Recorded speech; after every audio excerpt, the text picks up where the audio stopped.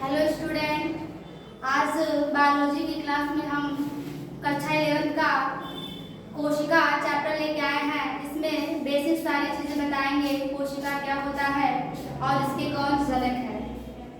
तो देखिए, आपको लाया है कोशिका।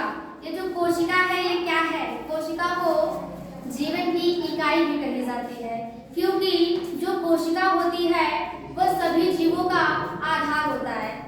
कोई भी जीव होता है जिसका निर्माण होता है वो कोशिका से ही होता है। इसलिए जो जीव होते हैं उसका जो हम कोशिका चैप्टर लेके आए हैं, यह क्या होता है, यह हमारे जीवन में इसका क्या उपयोग है, ये आपको आज बताएंगे।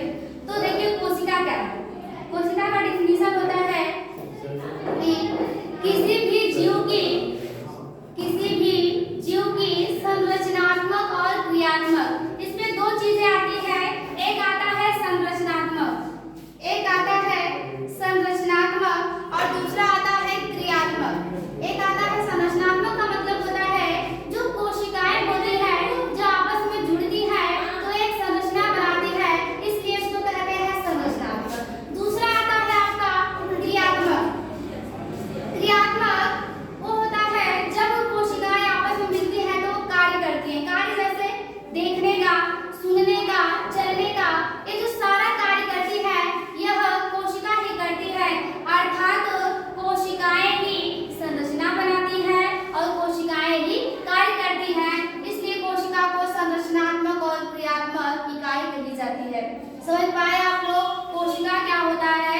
जो कोशिका होती है वो दो बात बताता है। एक बताता है संरचनात्मक होती है। संरचनात्मक से आप समझ सकते हैं कि संरचना बनाना, अर्थात कोशिकाएं जो होती हैं वह किसी भी जीव की संरचना का निर्माण करती है और उसके साथ साथ क्रियात्मक होती हैं। क्रियात्मक का मतलब होता है जब कोशिकाएं आपस में जुड़ती हैं तो संरचना तो बना लेती है, उसके बाद वो क्या करती है? कार्य करती है। कौन सा कार्य? जैसे आपकी आंखें जो है वो कोशिका से बनी है, तो कोशिका क्या करती है? आपको देखने में सहायता करती है, अर्थात कोशिका से बनी भी होती है, अर्थात संरचनात्मक होती है। उसके साथ साथ कार्य क्या कर रही है? देखने का कार्य कर रही है, इसलिए इसको क्या कहा जाता है? क्रियात्मक कहा जाता है। इसलिए इसको क्रियात्मक कहा जाता है। अर्थात कोशिका ही है जो जीवों की संरचना बनाती है और संरचना बनाने के साथ साथ कार्य भी करती है, अर्थात कोशिका संरचनात्मक और क्रियात्मक दोनों होती है। उसके बाद आता है कि जो कोशिका होती है वो कितने प्रकार की होती है। तो कोशिका का जब हम प्रकार पढ़ने जाते हैं तो उसमें हम दो तरह से विभाजन करते हैं कोशिका का। पहला तो कोशिकी संगठन के आधार पर और दूसरा जो करते हैं वो कोशिका जो होती है वह अल्प विकसित होती है या पूर्ण विकसित होती है उसके आधार पर, अर्थात केंद्रक के आधार पर करते हैं। तो जब हम पहला बता रहे हैं कोशिकी संगठन के आधार पर, जो पहला है आपका कोशिकी संगठन के आधार पर, इसमें यह दो प्रकार की होती है। पहला आपका होता है एक कोश की और दूसरा आता है बहुकोशी। देखो, कोशिकी संरचना के आधार पर बात करने का मतलब क्या है? कोशिका की संख्या के आधार पर। जब कोशिका की संख्या के आधार पर देखा जाता है तो कोशिका दो तरह की दिखाई देती है। एक तो जो एक कोशिका से बनी होती है और दूसरी बहुत सारी कोशिका से बनी होती है, उसको बहुकोशिकी कहा दिया जाता है। अर्थात एक कोशिकीय जीव वे जीव होते हैं जिनका निर्माण केवल एक ही कोशिका से होता है, इसलिए उसे कहते हैं एक कोशिकी कहते हैं। क्या कहते हैं? एक कोशिकी कहते हैं। एक कोशिकी कहते हैं। दूसरा आता है आपका बहुकोशिकी, अर्थात ऐसे जीव जिनके शरीर का निर्माण अनेक प्रकार की कोशिकाओं से होता है, उसको हम कहते हैं बहुकोशिकी जीव कहा जाता है। और एक कोशिकीय जीव में अगर आपकी बात की जाए तो एक कोशिकीय जीव में क्या होता है? केवल एक ही कोशिका पाई जाती है। अगर आपके पास कोई एक ही चीज है तो उसमें क्या होता है? आपको सभी में बांटना पड़ता है। उसी तरह जब कोशिका के पास एक ही क्या है, जीव के पास एक ही कोशिका है तो उससे वो क्या करता है? सारा काम करता है, क्योंकि एक जीव का क्या होता है? बहुत सारे काम होते हैं उसके, जैसे श्वसन करना, परिवहन करना, उत्सर्जन करना, पोषण करना, ये सारे जो कार्य हैं जीव करता है और जितनी कोशिका होती है उसके माध्यम से करता है। तो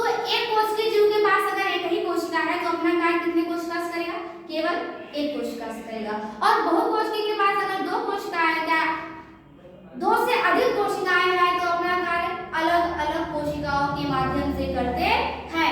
अर्थात एक कोश की जो जीव होते हैं उनके पास एक ही कोशिका पाई जाती है, इसलिए अपना कार्य केवल एक ही कोशिका से करते हैं। और दूसरी बात बताता है कि इनके पास एक ही कोशिका पाए जाने के कारण यह अपना सारा कार्य केवल एक ही कोशिका के माध्यम से करते हैं।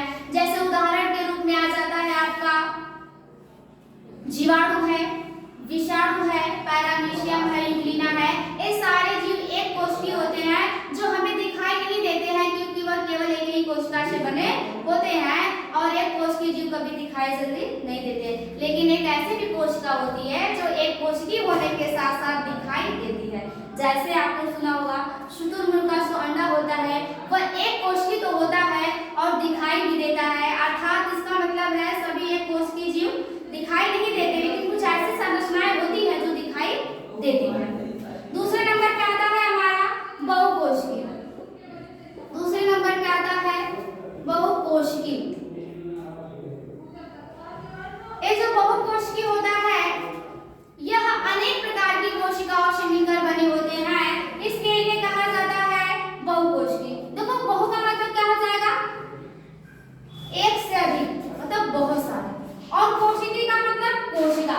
अर्थात ऐसे जीव जो अनेक प्रकार की कोशिका से मिलकर बने होते हैं उन्हें बहुकोशिकीय जीव कहा जाता है। और जो बहुकोशिकीय जीव है उनके पास बहुत सारी कोशिका है तो निश्चित ही अपना वो सारा कार्य अलग अलग कोशिकाओं के माध्यम से करते हैं। जैसे मानव की बात किया जाए तो उसके पास अनेक प्रकार की कोशिकाएं हैं, वो अपना कार्य क्या करता है, बांटता है। अलग अलग कोशिकाओं के माध्यम से क्या करते हैं, बांट देते हैं। जैसे सुनने का काम, अगर हम सुनने का काम की बात करें तो जो हमारी कोशिकाएं होती हैं, कान की कोशिकाएं, वो क्या करती है, हमें सुनने में मदद करती है। उसके बाद हमारी है आंख की कोशिकाएं, तो ये भी तो क्या है, कोशिका से बनी है और साथ में कार्य क्या करती है, देखने का काम करती है। और उसके बाद हमारी हाथ की कोशिकाएं, जैसे हम यहाँ पे कुछ लिख रहे हैं तो ये क्या करें, हमारा मदद तो कर रही है लिखने में। अर्थात सभी कोशिकाएं हमारी जो है अलग अलग कोशिका से बनी है और हमारा मदद भी क्या कर रही है, अलग अलग कोशिकाएं अलग अलग कार्य करने में मदद कर रही है। अर्थात जो कोशिकाएं होती हैं बहुकोशिकीय की, वो अलग अलग प्रकार की कोशिका से मिलकर बनी होती है और उनका कार्य भी क्या होता है, अलग अलग होता है। ठीक है, आप लोग समझ पाए कि कोशिका क्या है और एक कोशिकीय और बहुकोशिकीय क्या है। उसके बाद है कि जो कोशिकाएं होती हैं, देखिए आपके सामने एक फिगर है जो पादप कोशिकाओं का बना है। जो पौधों की कोशिकाएं होती है उनका एक फिगर बनाया गया है जिसमें उनका सब भाग उसमें दिखा गया है। ये एक कोशिका है, इसको तब ये फिगर पता चला है जब इसको हम क्या करते हैं, सूक्ष्मदर्शी के माध्यम से देखा जाता है। वो भी कौन सी, इलेक्ट्रॉन सूक्ष्मदर्शी से जब देखा जाता है तो उसका हर पार्ट दिखाई देता है। देखिए सूक्ष्मदर्शी खाने से जो सूक्ष्मदर्शी होता है उसमें जो पार्ट दिखाई देते हैं वो निश्चित सभी नहीं दिखाई देते, लेकिन इलेक्ट्रॉन सूक्ष्मदर्शी जो होता है वो छोटे से छोटे पार्ट को क्या करता है, बहुत ही डीपली, बहुत ही ज्यादा अच्छे से दिखाता है। तो ये इलेक्ट्रॉन सूक्ष्मदर्शी के द्वारा कोशिका का पार्ट देखा गया है और ये फिगर जो है आपको यहाँ पे देख पा रहे हैं। इसमें देखिए आप लोग देख रहे हैं कि ये जो कोशिका बना है ये एक पादप कोशिका है, ये पौधों की कोशिका है। यह पादप कोशिका है, ये पौधों की कोशिका है। देखिए जो पादप की कोशिकाएं होती हैं, लगभग सभी कोशिकाओं की बात की जाए तो, लेकिन लगभग जो पादप की कोशिकाएं होती हैं उनमें थोड़ा दो लेयर पाया जाता है। जैसे जो पौधों की कोशिकाएं होती है अगर उनकी बात की जाए तो पौधों की कोशिकाओं में एक बाहर की तरफ लेयर पाया जाता है, एक बाहर की तरफ एक क्या पाया जाता है, आवरण पाया जाता है। कोशिका के पादप कोशिका की अगर हम कोशिका की ओर बात करें, जो कोशिका होती है उसके बाहर की तरफ एक आवरण पाया जाता है जिसे हम कहते हैं कोशिका कला।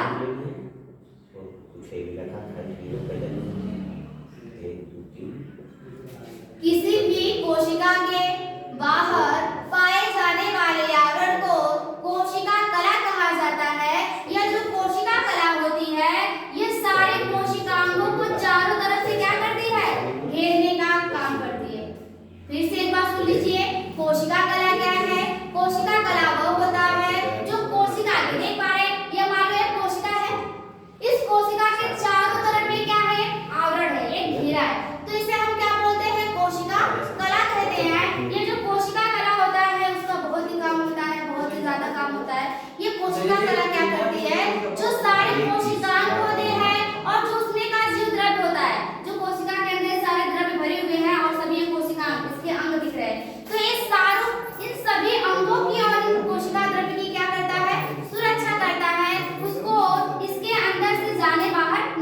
घेरता है, अर्थात उसको घेरने का क्या करता है, काम करता है।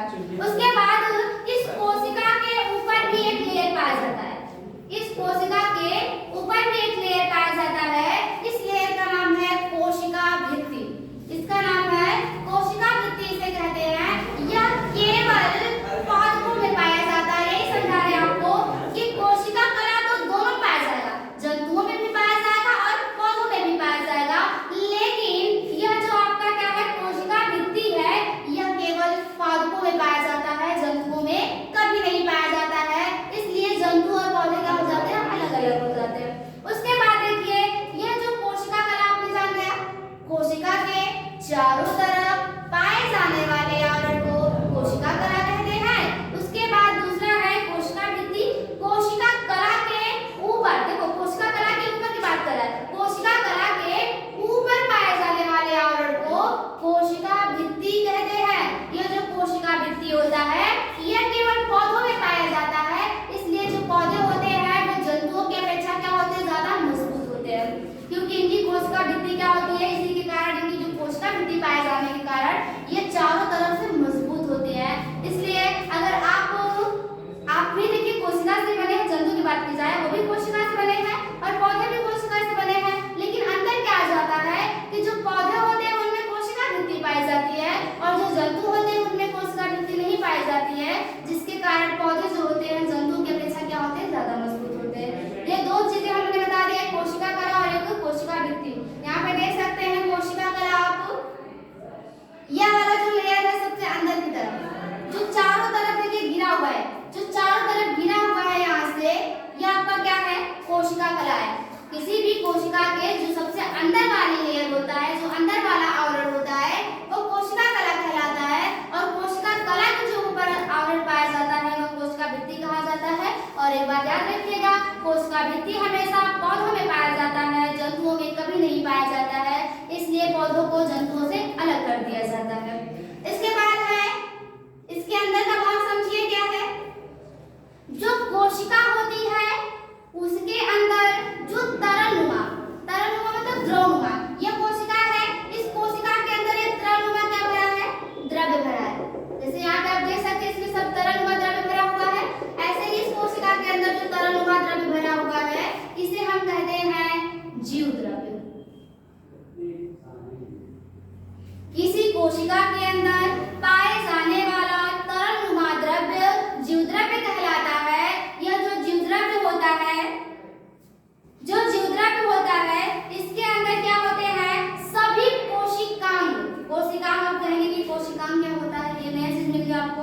कोशिकांग कह देने से क्या है, जैसे जो कोशिका होती है, कोशिकांग समझ लीजिए, कोशिका के अंदर, ठीक, कोशिका के अंदर पाए जाने वाले अंग, कोशिका के अंदर पाए जाने वाले अंग क्या कहलाते हैं, कोशिकांग कहलाते हैं। क्या कहलाते हैं, कोशिकांग। आप लोग देखिए चिंता मत कीजिएगा, जो भी चीजें हैं आपको अभी नॉर्मली समझा रहे हैं, उसके बाद एक एक पार्ट को बताएंगे। कोशिका कला क्या है, कोशिका भित्ति क्या है, ये सारे एक एक पार्ट को आपको डीपली समझाया जाएगा। इसके लिए आप लोग क्या है, चिंता मत कीजिएगा, अभी तो हम बस समझा रहे हैं थोड़ा सा कि ये क्या है, लेकिन उसको क्या है, एक एक टॉपिक क्या है, कोशिका कला, कोशिका भित्ति, इसके बाद एक एक अंगों के बारे में समझाया जाएगा। अभी बस नॉर्मली समझ जाइए। और उसके बाद क्या है आपका कोशिकांग, समझ लीजिए क्या है, किसी भी कोशिका के अंदर पाए जाने वाले अंगों को कोशिकांग कह दिया जाता है। देखो कोशिकांग, कोशिका के अंग, अर्थात यह कोशिका के अंदर पाया गया अंग, इसलिए इसको कोशिकांग कह दिया गया।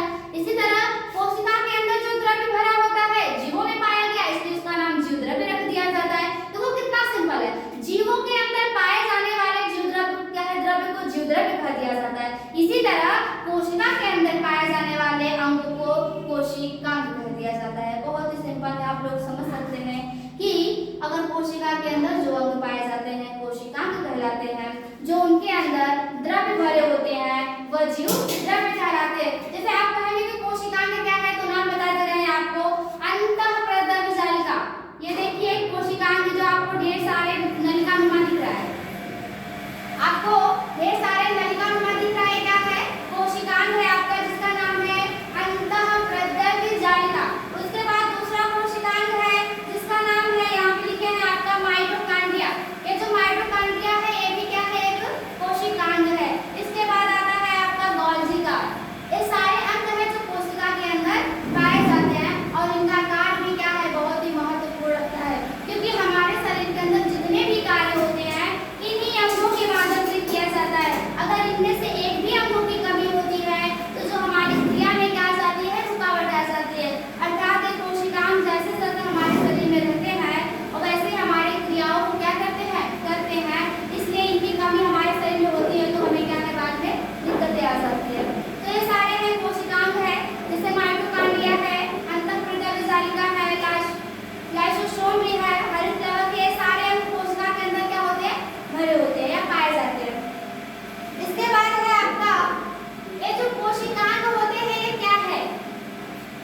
किसी भी कोशिका के अंदर पाए जाने वाले अंगों को कोशिकांग कहा जाता है, जो कोशिका के अंदर पाए जाते हैं। आपको नाम बता दिए, माइटोकॉन्ड्रिया, अंतःप्रेरक गोल्गी काल, लाइसोसोम, हरित लवक, ये सारे अंग क्या है, कोशिका के अंदर पाए जाते हैं। इसके बाद है जीवद्रव्य। देखिए क्या है जीवद्रव्य, अभी बताया हमने आपको कि किसी भी कोशिका के अंदर जो तरलनुमा द्रव्य भरा होता है वो क्या कहलाता है, जीवद्रव्य कहलाता है। ये जो जीवद्रव्य होता है वो दो प्रकार के होते हैं। जो जीवद्रव्य होता है वो दो प्रकार के होते हैं। एक होता है आपका कोशिका द्रव्य, एक होता है आपका केंद्रक द्रव्य। क्योंकि हमारा जो द्रव्य होता है यहाँ पे एक केंद्र वाला भाग दिख रहा होगा आपको, जो दो लेयर से ऐसे गिरा है, ए वाला चारों तरफ से दो लेयर से क्या हुआ है, गिरा हुआ है, दो आवरण से गिरा हुआ है। तो ये क्या है, केंद्रक है, बीच का क्या है, केंद्रक है, और इस सब क्या है, कोशिका के अंदर। तो जो कोशिका होता है या जीवद्रव्य होता है उसमें ये दो प्रकार के जीवद्रव्य होते हैं, एक कोशिका द्रव्य, एक केंद्रक द्रव्य। देखो कोशिका द्रव्य क्या है, कोशिका द्रव्य जो होता है, हम यहाँ पे आप लोगों को छोटा सा नॉर्मली सा बना रहे हैं कोशिका को समझाने के लिए। केंद्रक, ये देखिए आपका केंद्रक, ठीक, ये आपका केंद्रक है जिसमें हमारा आनुवांशिक पदार्थ होता है डीएनए, और इसमें केंद्रिका होती है, ठीक, इसमें भी द्रव्य भरा होता है।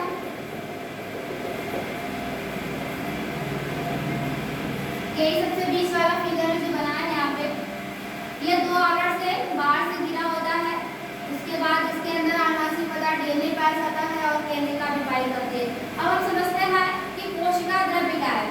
आपको जीवद्रव्य जो होता है वो दो प्रकार के होते हैं, एक होता है कोशिका द्रव्य।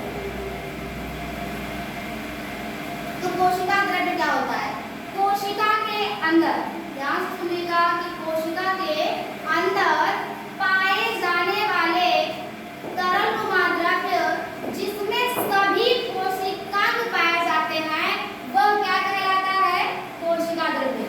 देखो कोशिका द्रव्य बता रहा है कि जिसमें सभी क्या पाए जाते हैं, कोशिकांग पाए जाते हैं। उसमें आपका ये वाला भाग छोड़ दिया जाएगा, बस इतना वाला भाग। केंद्रक कला और कोशिका कला के मध्य में, ऐसा भी बोल सकते हैं, केंद्रक कला तथा कोशिका कला के मध्य में जो द्रव्य भरा होता है वह आपका क्या कहलाता है, कोशिका द्रव्य कहलाता है। यह जो कोशिका द्रव्य होता है उसमें आपके सब कोशिकांग भरी होती हैं, जैसे माइटोकॉन्ड्रिया, गोल्गी काल, हरित लवक, लाइसोसोम, सब कोशिकांग किसमें भरे पाए जाते हैं, कोशिका द्रव्य में पाए जाते हैं। आपके जीवद्रव्य दो प्रकार के, पहला कोशिका द्रव्य, दूसरा केंद्रक द्रव्य। कोशिका द्रव्य वो है जो केंद्रक कला और कोशिका कला के मध्य में जो द्रव्य भरा होता है वह कोशिका द्रव्य कहलाता है, जिसमें आपका सभी कोशिकांग पाए जाते हैं। और दूसरा आता है आपका केंद्रक द्रव्य, दूसरा आपका आता है केंद्रक द्रव्य।